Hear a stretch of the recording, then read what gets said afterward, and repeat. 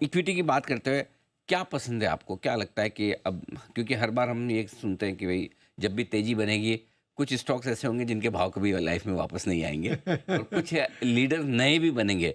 क्या आपको लगता है अब वापस से हिंदुस्तान में जो एक नया बुल रन शुरू होगा, उसमें लीडरशिप कहाँ से आएगी? एक एक भारत में रहने का एज ए स्टॉक पिकर ये फ़ायदा है कि आपके पास एक बड़ा यूनिवर्स है।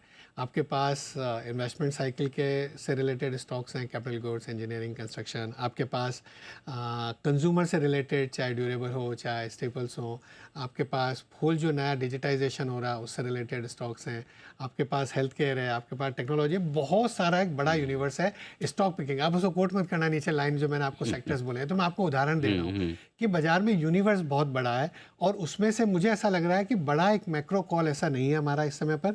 इस समय पर हमारा है कि आप स्टॉक स्पेसिफिक हुँ, सिलेक्शन पर ध्यान दीजिए। हुँ, तो हमारे जो फंड मैनेजर्स हैं उनसे आप बात करेंगे तो अभी वो यही कहेंगे कि भाई स्टॉक पिकिंग पर ध्यान दीजिए। क्योंकि क्या होता है, जब इस तरह की सेलिंग आती है बड़ी, जब इस तरह से बाजार गिरता है, तो कई बार कुछ स्टॉक्स होते हैं जो काफ़ी चीप हो जाते हैं।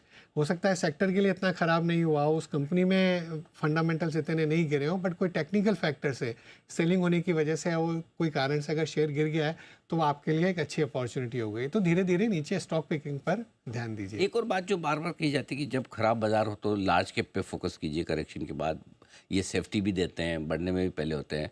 लेकिन वो रिटेल इन्वेस्टर्स वो खरीदना नहीं चाहते या खरीद नहीं पाते हैं। उन्हें लगता है इतना बड़ा शेयर लेके उनका फिर मूड वापस मिड कैप, स्मॉल कैप की तरफ जाता है। तो ये कशमकश है लार्ज, मिड, स्मॉल कैप की, इसे कैसे देखें? क्या फिर ऐसे में पिछले साल ज़्यादातर कॉन्वर्सेशंस में अनिल जी हमने यही कहा कि हाँ, लार्ज कैप में थोड़ी मार्जिन ऑफ सेफ्टी ज़्यादा हुँ, है रिलेटिवली। मिड और स्मॉल कैप्स में वैल्यूएशन बहुत ज़्यादा बढ़ गए हैं, इन्वेस्टर्स को करेक्ट। कॉशियस रहना चाहिए। थोड़ी तो अब मैं कहूँगा कि हमने एक थोड़ा चेतावनी दी थी।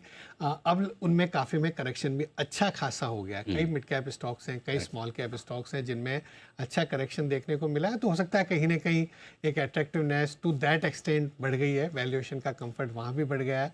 लार्ज कैप में ज़रूरी, अगर हम लॉन्ग टर्म एवरेज से अगर हम कंपेयर करें बाजार का वैल्यूएशन, तो लंबे समय का इतिहास अगर हम देखें, तो वैल्यूएशन सब ठीक ठाक लेवल पर आने लग गए हैं।